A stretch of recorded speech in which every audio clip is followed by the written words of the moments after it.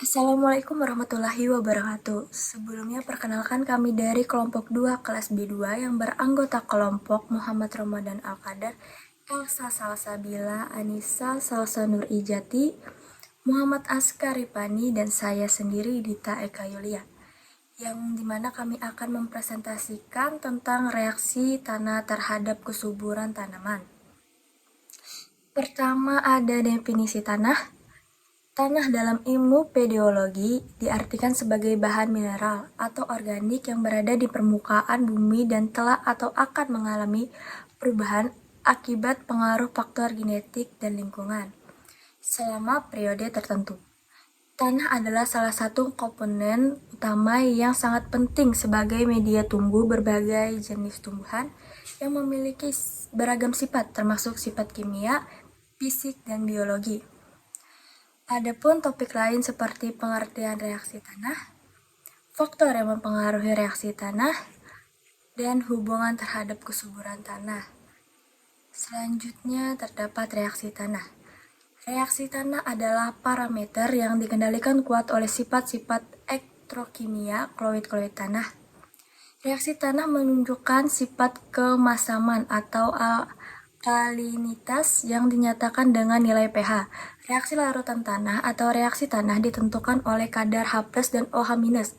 Apabila pada kadar H+ lebih dari OH- disebut reaksi asam, dan sebaliknya, apabila H+ kurang dari OH- bereaksi basa, dan bila H+ dan OH- disebut bereaksi netral.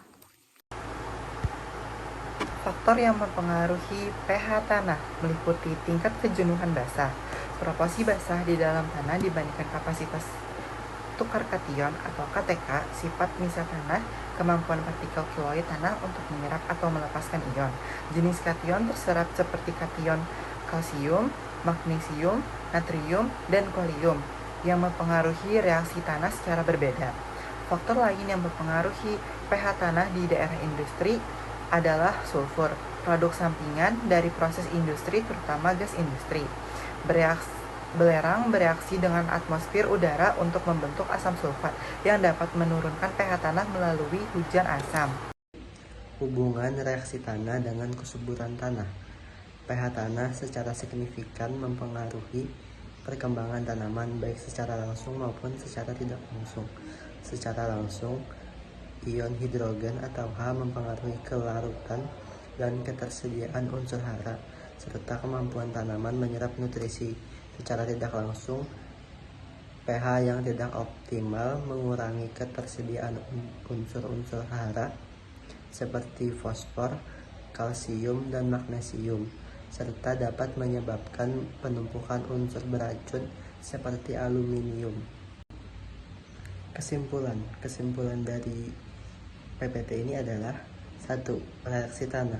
Reaksi tanah dipengaruhi oleh sifat elektrokimia, koloid tanah, dan mencerminkan suatu status kimia tanah yang mempengaruhi proses biologi seperti pertumbuhan tanaman.